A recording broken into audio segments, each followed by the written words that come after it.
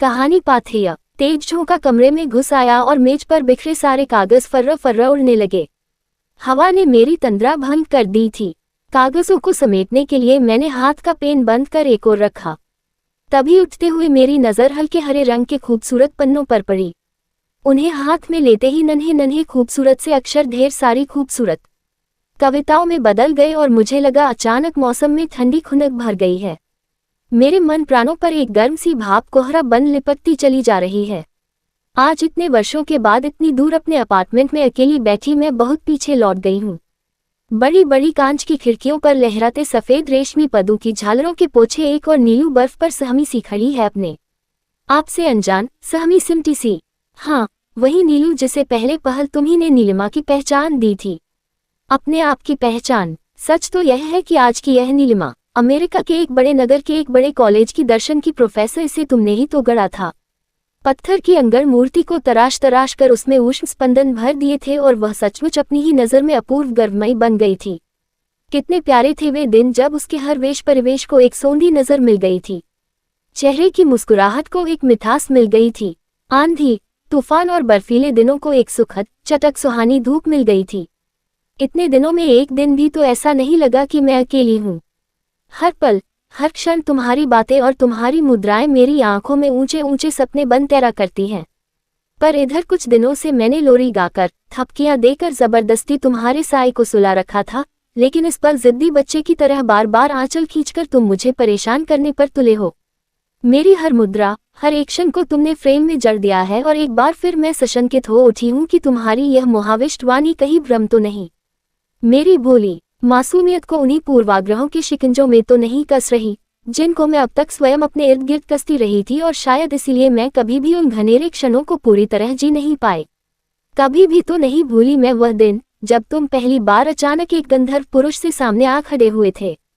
मगर मुझे सचमुच तुम्हारी जरूरत थी। मैं अपनी महत्वाकांक्षाओं के हिंडोले में बैठी हुई ऊंची पींगे भरने के लिए तुम्हारे शब्दों का, तुम्हारी चिंतनाओं का सहारा चाहती थी। एक सती पारदर्शी धरातल पर मैं अपना ही स्वार्थ लिए अपने ही बसंत में मगन थी।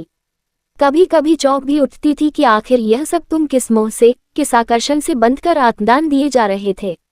शिमला की बर्फीली पहाड़ियों से बेखबर अपने ही कमरे में बंद हर रोज मुझे एक ही आहट का इंतजार रहता था, और सचमुच तुम हर रोज घड़ी की सुइयों से बंदे बंदे द्वार पर दस्तक दिया करते। तुम आते, कुर्सी में धंस जाते और म्यूजिक ऑन कर देते। कमरे में फैली हल्की नीली रोशनी में मध्यम संगीत की स्वर लहरियां तैरती रहती और कमरे के एक कोने में तुम और दूसरे कोने से सटी मैं घंटों गीतों के बोल और उनके पीछे छिपे दर्द और खुशी के एहसास को पीते रहते। गजलों के कैसेट्स तुम्हें बहुत पसंद थे।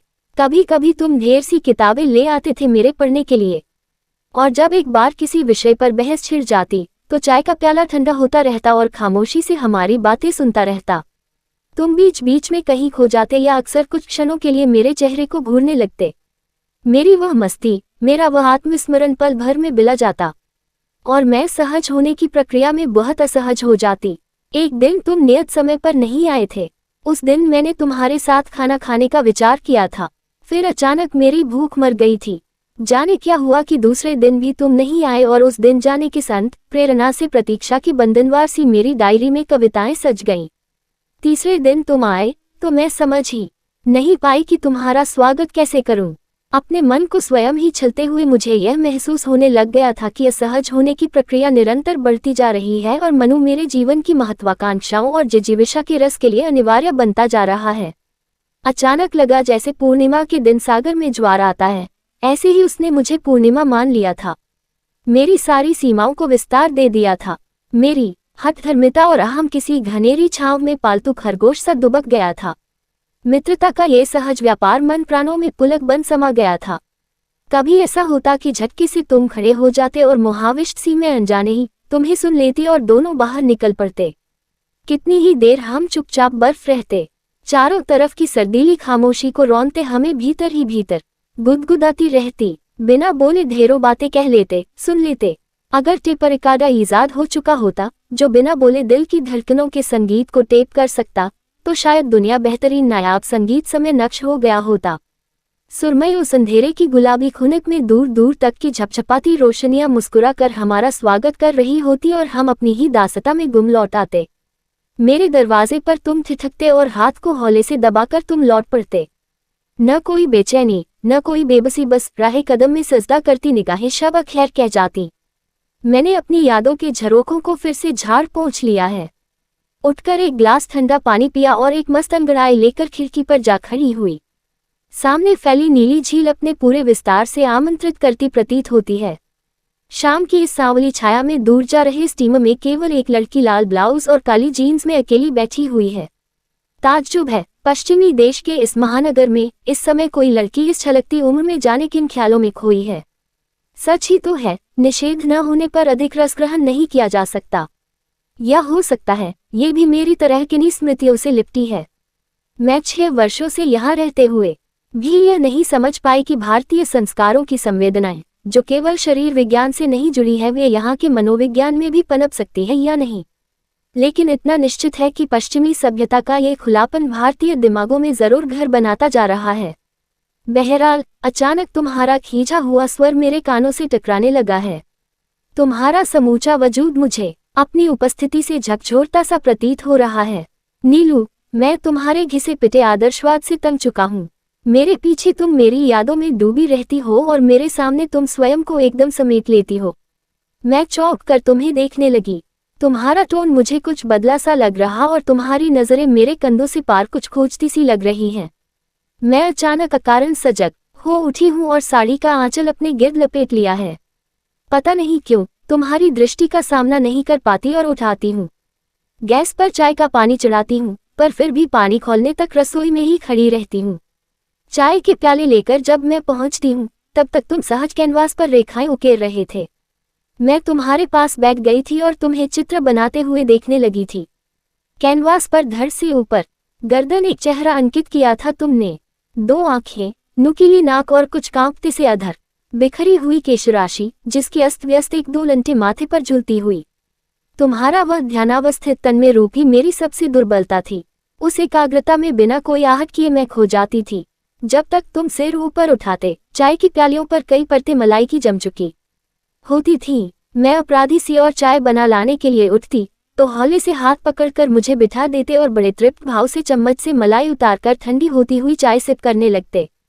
मैं अक्सर आत्मस्मृत होकर मुग्ध भाव से तुम्हें देखती रहती, पर मनो इसी भोली प्रक्रिया में एक दिन तुम्हारी आंखों का रंग बदलने लगा था।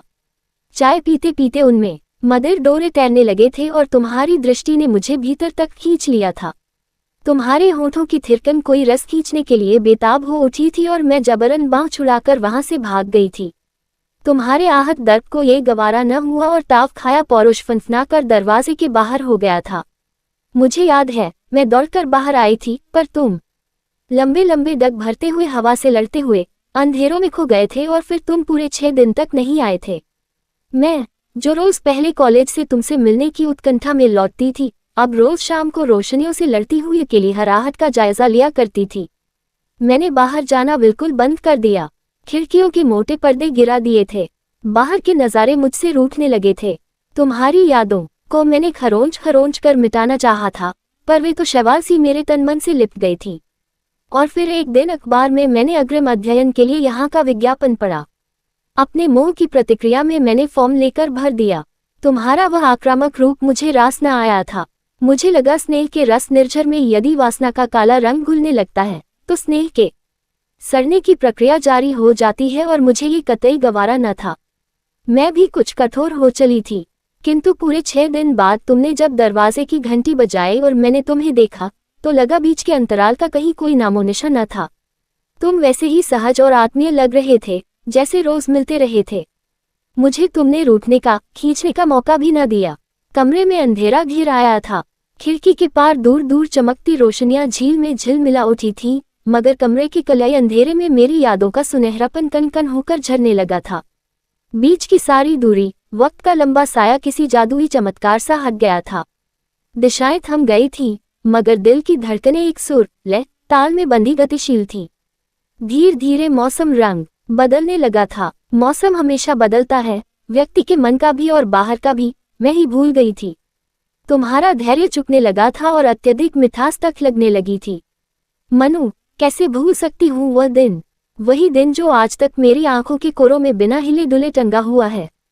उस दिन जब तुम आए थे काफी भरे भरे से थे, लगा था सारी महत्वाकांक्षाएं और भविष्य की अनिश्चित अब भी कहीं दुबक गए हैं या खुशी से मदहोश हो अपना आपा भूल चुके हैं। अचानक तुमने मुझे अपने हॉस्टल चलने के लिए जोर दे डाला था। मुझे बाहर जाना गवारा न था। समूची सहजता के बावजूद मैं कहीं औपचारिक भी थी, मैं अपनी सीमाओं में चिर हूँ अक्सर कहा करती थी, पर हमेशा तुम मुस्कुरा कर उड़ा दिया करते थे। उस दिन भर बर्फ गिरने के बाद शाम को मौसम बहुत सुहावना हो गया था। कमरे में जलती हुई अंगीठी की लौ ढेर सारे काले बादलों के बीच चमकती हुई बिजली सी चमक रही थी। सांसों में कोई मीठी धुन बंसी की टेर सी महसूस हो रही थी। ऐसे में मेरी अपनी सीमाओं में चिर होने की बात तुम्हें ऐसी ही प्रतीत हुई थी जैसे मीठी रागिनी बजते बजते वीणा का कोई तार झन से टूट गया हो। तुम समस्त मोबंद को झटके से तोड़कर बाहर चल दिए थे और मैं उस दिन चाहकर भी तुम्हें पुकार न सकी थी।